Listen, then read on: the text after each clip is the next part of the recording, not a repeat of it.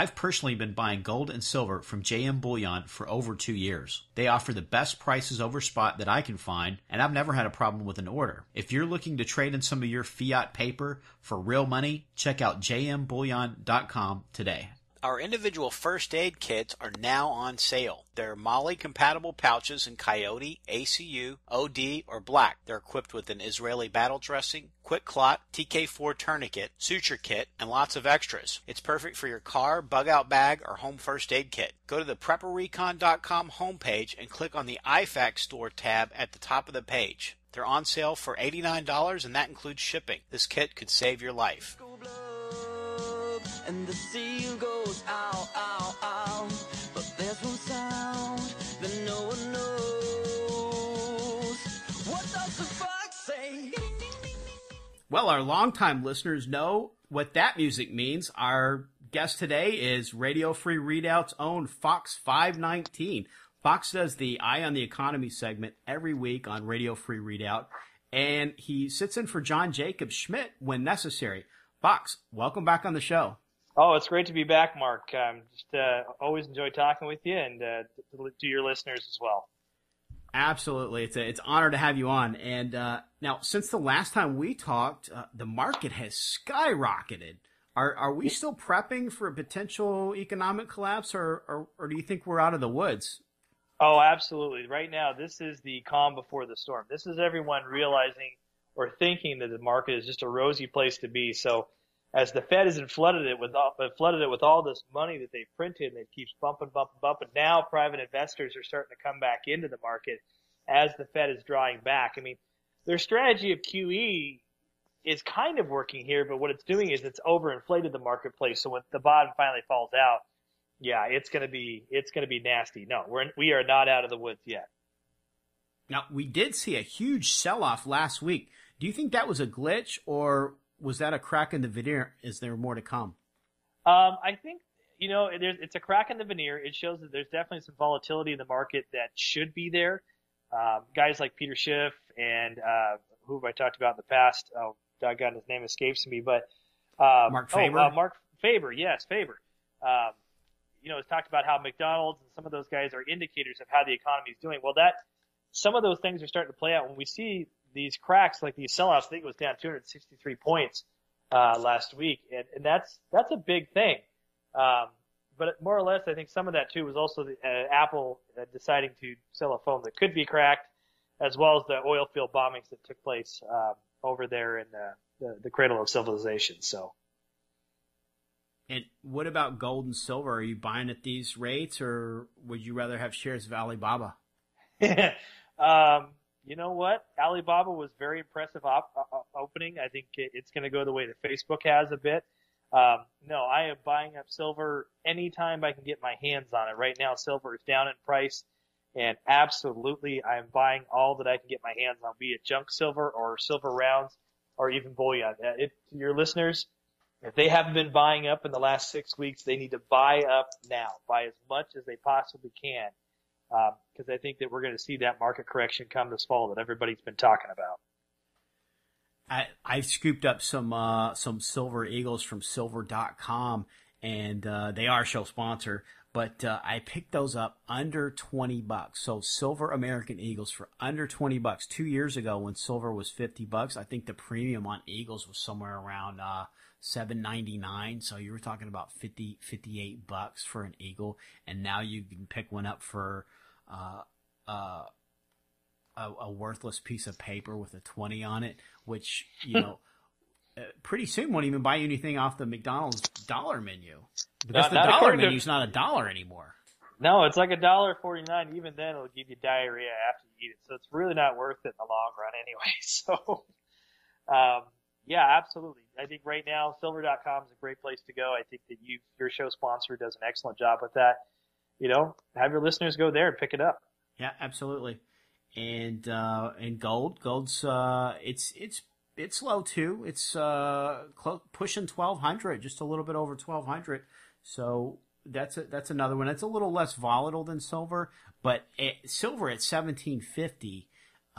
There's different people out there that'll give you different average all-in costs of the production cost for an ounce of silver, but they're anywhere from $21 an ounce to $25 an ounce, and that's going to depend on which mines you look to figure out your average there.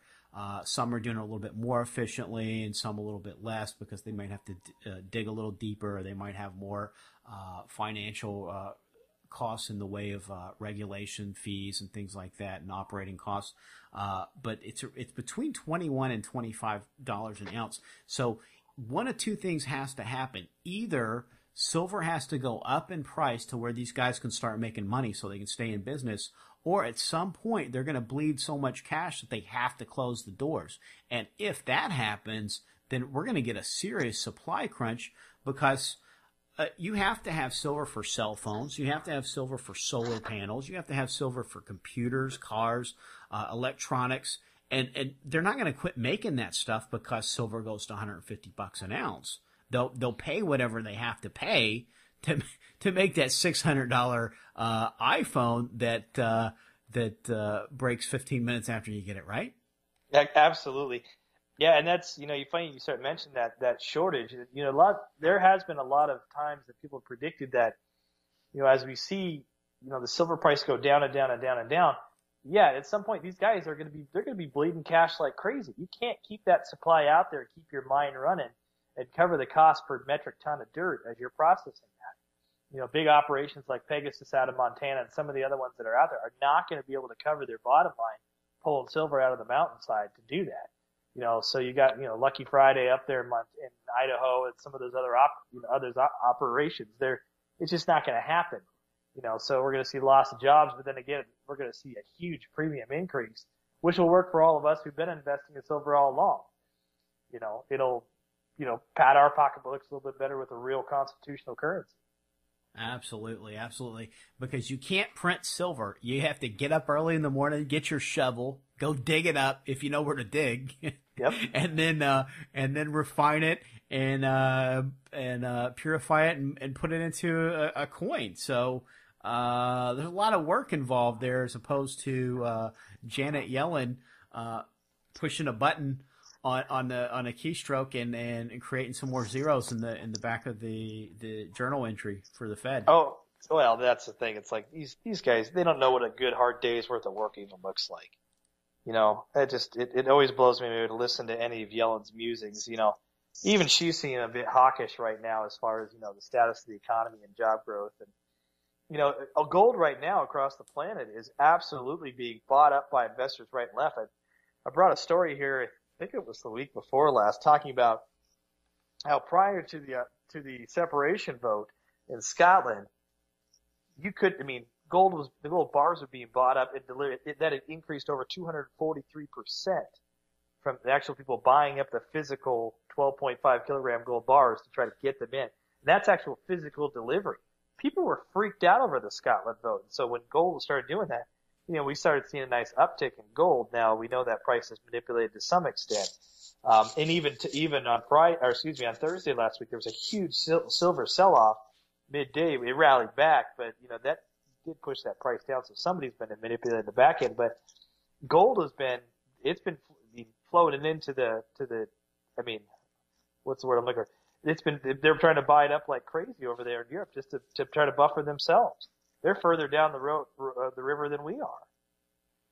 And the Chinese, they're buying it, and the Indians, they're buying it, and the Chinese encourage their citizens to buy gold. Well, and Russia and Kyrgyzstan on Thursday of last week, they went on a 40 metric ton order together. So they're in buying it. They're working. So these countries are starting to go in this together and saying, wait a minute here. Okay, I can do 20 metric tons, and you can do 20 metric tons. Let's make an order up, and that came off of Goldcore's website early Thursday. So we know that the push for metals is coming. We know that they're trying to buy up as much as they can on the planet. So we're headed towards something very, very rapidly. Now, to change the subject a little bit, Frontline did a show about a month ago that basically outlined how our failed foreign policy created ISIL. Now, since we created them, either by buffoonery or malicious intent, It's safe to say that they're our responsibility. But now, I think kind of when I think about this, I sort of see the U.S. as this drunkard sort of stumbling around in the grocery store, and he's bumped into the jelly aisle, and now there's grape jelly and strawberry jelly and orange marmalade and stuff all over the floor. Now, it's his responsibility because he created the mess. But I'm afraid that because he's a drunkard and he's just kind of stumbling around, if he starts trying to clean that mess up, he's going to end up falling into the syrup aisle and creating a bigger mess. Should we be trying to clean up our own mess, or is this something that we just need to walk away from? Oh, right now, the policy should be containment and protection. Now, obviously, I'm not a foreign policy expert, but I can tell you that, that drunk needs to stay in the jelly aisle. And he needs to just sit there and not do anything, and he needs to sit there and sober up amongst his mess. Because if he starts cleaning that up, he's going to cut himself on the broken glass. He's going to cause more problems than good. And that's the way we're looking at it right now. Now, I firmly believe we created ISIS. We sold the guns. We're trying to push Assad out, basically by default. So we armed ISIL way back in the day. And those guys have grown and grown and grown and grown. And now they are Frankenstein's monster, man. I'll tell you what, those of us in the Radio Free Redoubt network are severely concerned that ISIS has gone way beyond the point of us being able to control them. They are on American soil. We know that. We are very, very concerned about the fact that there could be some domestic terrorism activity here. And all we can do right now is protect our citizens. We have got to get out of the Middle East. That is an absolute mess. The caliphate is coming. We know that based upon activity that took place during World War I, how they cut up that area, and they've been fighting over borders and Israel and all that. I mean, Israel's our ally. We need to do our best to protect them. But right now, we've got to protect ourselves here at home. And we've got guys being arrested just south of the border. We got Somalis that have been picked up in the Denver area. I mean, it's a mess. And so it's got to be containment at this point. I often use the phrase with my kids, the vomit is on the rug. You can't put it back. And you know what? And when something like this happens, the vomit is out. All you can do is contain it from trying to stain other pieces of the furniture and clean it up later and try to keep people from stepping in it. And that's what has happened. ISIL is dangerous. ISIL, frankly, I think our leader supports them to some extent, with his faith and his beliefs. It's a bad thing. I think at this point, Mark, we've got to be watching out, protecting our families and monitoring our communities and really watching. I mean, shoot, even John Jacob had one where we had a guy in Texas report to us. There was somebody with an ISIL outfit in a deli in Texas. We've got the documentation on that over on Radio Free Redoubt. So we know that these guys are stateside. It's just a matter of time. And it's a very tentative time. We've got to be really careful. And they're crazy as a crap house rat. Oh my word. They are. They're nuts. I've never in my life, and I'm 35, so I've been on this planet a long time, but we haven't witnessed this level of an escalation in violence in a long, long time. I mean, war is hell. It's nasty. I mean, it's just awful. But the fact they're slitting and cutting off heads on live TV, children, journalists, women and children.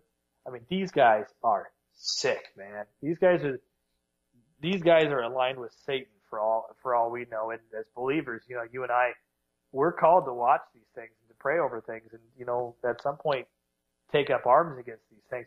Yeah, they're crazy. Yeah, and I think you said it right. I think it's really a tool of Satan. I couldn't imagine because the Prophet Muhammad's youngest bride was 6 years old. I mean, I just couldn't imagine worshiping a God who had chosen a child molester as his prophet. Let me tell you what, if anybody ever laid a finger on my 2.5-year-old daughter, they'd lucky if they had an arm by the time I got done with them. So, I mean, I think that in some, you know, and this is common knowledge. This is something that you can just Google and look up, and it's on Wikipedia, you know. So, I mean, there's not really any excuse for somebody that's still clinging to that faith to not look that up and kind of understand who it is that they're following. And so, you know, it's kind of, you know, you hear a lot of people say, well, they're sincere and that's just what they were taught and that's just what they believe. But at some point you have to do a little critical thinking and pick apart, you know, what is this religion founded on? And you know, well, don't all roads lead to Rome? Aren't we all worshiping the same God? And all I've got to say is if we're worshiping the same God, then he's schizophrenic, because, you know, he's telling these folks something completely different than what he's telling me. Well, and you know, the biggest thing too, I think that oftentimes we're not talking to our families about the danger that ISIL brings. I mean, we're talking about people that train their kids at 5 and 6 to fire an AK-47 to kill another person of the opposite faith. You know, I don't think that oftentimes we deal with that evil enough and explain to our kids that, listen, there are truly evil things out there. And I think of us in the prepper and the patriot community understand a little bit more, but are we really having those tough conversations with our kids and saying, listen, you're off at summer camp and you're doing this, that, and the other thing. These kids are at terrorist camp. They're practicing cutting the heads off of dolls.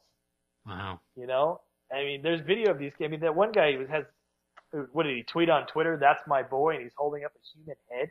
I mean, look at, yeah, they may be sincere, but they're sincere to Satan. Yeah. I mean, there is a loving God that you and I know, who loves those who love him. Absolutely. There's no way on the planet that those two even exist in the same sentence, in my opinion.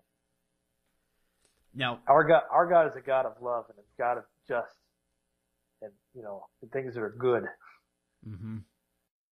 We're going to take a quick break and we'll be right back. Katie Armor offers affordable body armor, including level 3 trauma plates made of AR-500 steel. They can endure multiple rounds from pistols and rifles up to 7.62 NATO. Their plates are available with rhino linings coatings to reduce SPA. Go to katiearmor.com, that's CATI armor.com today. Now, Fox, we've had a war on poverty. We've had a war on drugs. We've still got a war on terrorism. Now we have a war on Ebola, but this time we're actually sending 3,000 armed troops. How do you think that's going to turn out? Yeah, that's not going to go well. You know, I think the last number I'd read from the CDC and the World Health Organization is that I think there's something around 3,500 cases of this stuff. So obviously this thing is airborne. You know, there's no way that you can all these people can be sharing bodily fluids. A disturbing thought, but this is not going to end well. You don't send troops into a hot zone like this because these guys are not trained for this. These guys are soldiers. They're mechanics. They're the weekend warriors that may have gone National Guard and decided to sign up full time. They're not trained to deal with a highly infectious, toxic disease. I mean, I wouldn't go over there if somebody said, Fox, all right, we're going to put you in a plane, ship you over there, and in Africa, we're going to put you in a nice suit here, and you're going to be mopping up after the most infectious disease on the planet. That would be really stupid. Yeah, I can soldier up with some of the best of them, but I am not trained to handle that, and probably neither are these guys. I'm sure there's medics among them, but you know, as I watched this unfold, we had the 3-day kind of they shut down. It was at Sierra Leone or was it Guinea? Which one they shut down? And I think it was Sierra Leone. Yeah, they shut it down for 3 days. You know, those troops are going over for containment. You've got to stop this bug from spreading. And how you do that is you contain people in an area.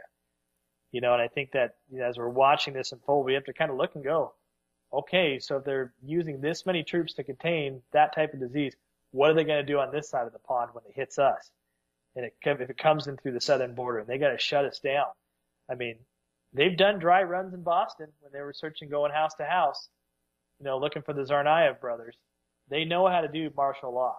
They do. They know how to put it together. They know how to make it work. You know, they're going over there. You guarantee that they are training these guys to do martial law over there. on a population who can't fight back, who's not any smarter. I'm sure there's some intelligent people over there, but this is going to be a dry run, in my opinion.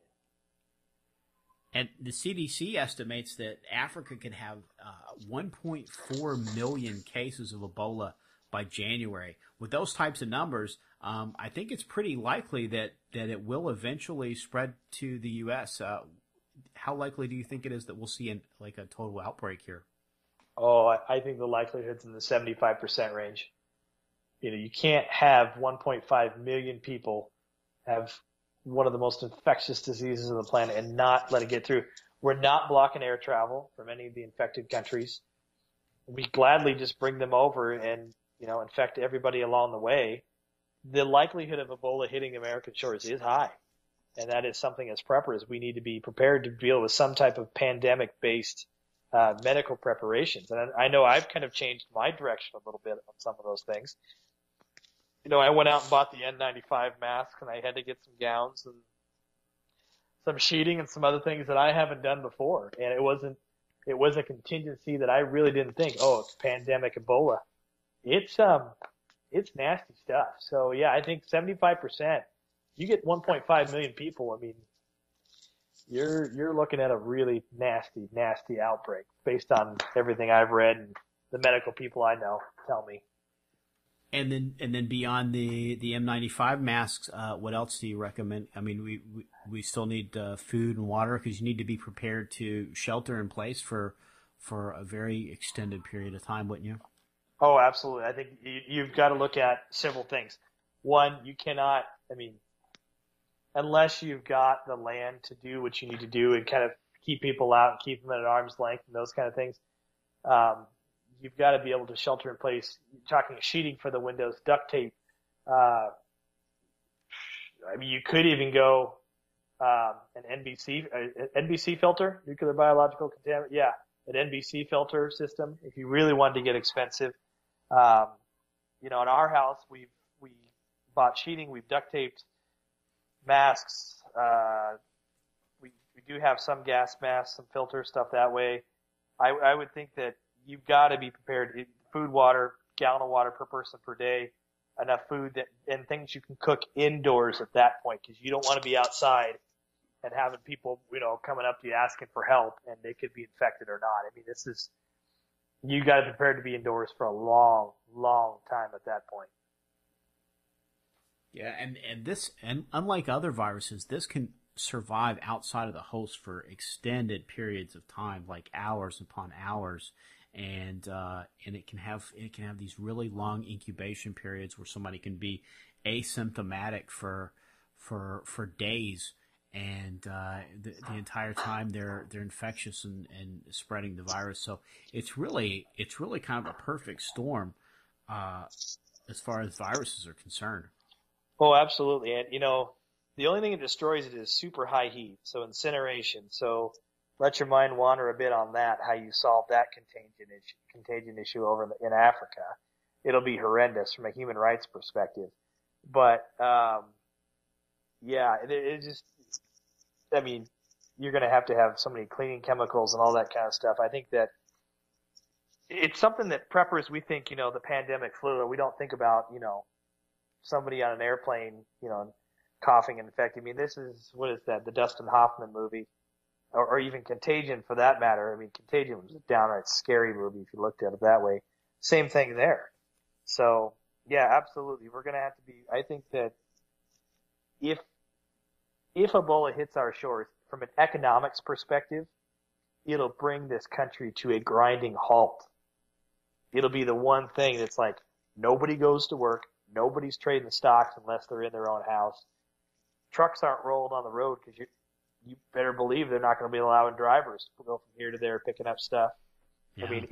Groceries aren't going to happen. The just-in-time delivery system grinds to a screeching halt at that point. And then people get mad. They're going to go out in droves and gather at government offices and places like that. And they're going to get violent and they're going to get nasty. And all it takes is one infected person coughing, hacking, bleeding on somebody. Something happens, and that entire group of people becomes the Walking Dead, for lack of a better term. Yeah. Yeah, it's bad news. Now, it's bad news, but you know what? Hey, we're prepping for bad news, right? That's right. That's why we do what we do. That's why we do it. Now, business owners who use the Square smartphone attachment for payment processing, they're no longer allowed to process payments for guns and ammo. This is a response to the Operation Choke Point, which is the government's program to pressure banks and payment processors into discriminating against guns and ammo dealers. Do you think that's a violation of the Second Amendment? Oh, wholeheartedly it is. It's still, what part of shall not be infringed do they not get? I think they're trying to, Operation Choke Point is nothing more than bullying in violation of the Second Amendment. You don't get to tell a free market enterprise system, well, our Constitution says this, but you can't sell this. You can't sell the ammunition. You can't, it's their choice Square. Who am I thinking of? Square wants to well, we're doing this over Skype. Yeah. It's Square's choice who they want to do business with, but when the government steps in and says, you know what? No, we're not going to allow that because we just want to limit the supply or we want to try to choke it out. Absolute, complete violation of the Second Amendment. Shall not be infringed means shall not be infringed. Don't touch it. Don't go there. Don't go anywhere near it. Don't try to do it inadvertently. Don't sneak it around our backs. And sure as hell, don't tell businesses that are in a free market system to not do it. That is not absolutely a violation of law. And Holder, even though he's retiring or stepping out or whatever, I think the guy should be prosecuted for any of the crap he pulled in office. It's ridiculous. Yeah, I get a little heated on this one just because being in the banking industry, we watch this stuff come out all the time from the Fed. They're talking about they want us to suck up all the currency, they want us to, anything that was worn, torn, wrinkled, heavily creased, whatever. They didn't want us to honor that. Okay, fine, you did that. You're trying to push currency out, get everybody to go digital. You're not honoring your own currency. You're not honoring your own, your own bills that you're putting out there. But now they're telling even banks who offer merchant services stuff. And I had to actually read this story about through my iPad when I read it because I was so ticked. But then I went and I contacted our own merchant services folks at the bank I work at, and the guy said, we actually have a couple of ammo dealers and gun dealers that we bank. They said, yeah, by this time in 3 or 4 months, they may not do the same thing because we're getting pressure from the DOJ as well. And it's like, this is ridiculous. You do not get to step in this way and violate the Constitution. So that article got you hot under the collar. What about the USA Today article that says that the military is now going to allow undocumented criminals? Wait a minute. What did I say that out loud? Undocumented immigrants to serve. That's what the article says. I must have picked up that politically correct term from John Jacob Schmidt. They are. They're undocumented criminals. My ancestors came from Ireland. They passed Ellis Island. They filled out the paperwork. They waited to become citizens. None of these people are being citizens. They're not following the rules. They're lawbreakers. Therefore, they are criminals. So when you say criminals, I 100% support that statement. But the fact that our military is going to allow criminals into the military who are not citizens, yeah, are you trying to make me have a heart attack, Mark? But you can appreciate the irony here because really the only thing that the military was really specifically tasked to do by our Constitution is defend our borders. Oh, it's unbelievable. I mean, part of me thinks that what they're trying to do is they're going to try to weed out oath keepers and people like that and replace them with Juan Pablo, who just needs a clean place to sleep and a rifle. Now, that may sound racist. I'm not racist. I actually have Hispanic family members. So any listeners think that you go jump off a cliff or something fun like that. I don't think that, but I think that's what's going to happen. I think that there are more and more oath keepers and more people saying, no, this isn't right. And they're weeding those guys out. So they're going to have to backfill the military with somebody. And now somebody just happens to be 30,000 plus illegals that are flowing over the borders who need a place to go. And yeah, then, it's absurd. It's ridiculous. and Washington State Representative Matt Shea's doing a regular podcast now, and he had a guy on from New Zealand last week that was discussing the open borders and amnesty and everything. And he made a very, very valid point that this is all to bring in enough voters to basically bring us down to a single party state, so that America's all Democrat and there's absolutely no more Republicans, which, most of them probably wouldn't be missed, but the Republican Party was a platform in the last election cycle for Ron Paul, and hopefully it's going to be a platform for Rand Paul, while he may be a little bit more of a politician than his father was. The basic principles are still there, and I would definitely say he's definitely the cleanest dirty shirt. That's a great analogy. Well, yeah, there's no doubt. The Texas Redoubt is falling. It's falling rapidly. And, and I surmised this a couple of weeks ago on my show, or my portion of Radio Free Redoubt, when I said they're going to turn Texas to a blue state. They've got to do it to get the electoral votes. And when they get those electoral votes, that's it. You're right. They're going to go Democratic. It's going to be a complete socialist nation. There will not be a two-party system. If there is, that the Republicans are going to be such a minor. They're going to be absolutely overwhelmed by the Democratic presence of both the House and the Senate, and nothing is going to get done. We're going to see a huge influx of social programs. We're going to see a huge influx of a socialistic behavior out of our government. I wouldn't be surprised if we see things like term limits go away due to the fact that we're going to, there's a senator out in New York who's got a bill that's been hovering around there to get rid of term limits. We're going to see the Democrats push everything through they've always wanted to get. And because our borders are not secure and they're pushing to register these voters along the Democratic Party lines, yeah, absolutely, we are hosed, man. I hate to tell your listeners that, but everyone listening up, they're going to do it. They're going to turn Texas blue, and the only way we could potentially stop them is we've got to get our voices heard. I mean, there's even the militias are down there along the border trying to protect it. And I've never been a big militia guy, but I know they definitely are there to help us. And I think this is the perfect time for them to come out and say, no, we're going to work with the Border Patrol. We're going to stop these folks from coming across the border. We're going to try to preserve America for what's left of it. But I just think it's a fight that we're not winning right now. And the militia is that's the constitutional that's what the Constitution's provided for our common defense of our borders. So I definitely think that anybody that's considering a military career, that's certainly something that they might want to think about. Especially now that we've seen the official policies out of the Department of Defense that Christians are not allowed to proselytize.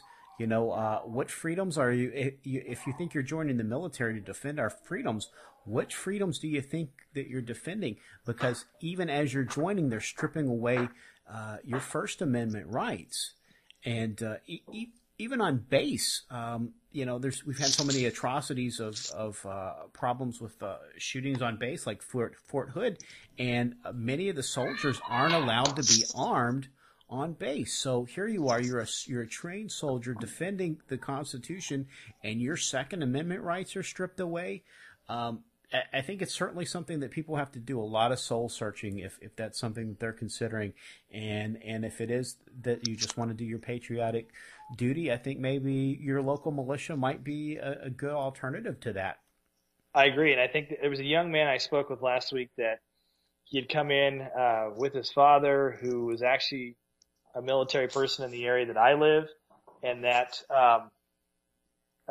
particular, I started talking to the young man. He used it exactly. I'm going to go fight for our freedoms.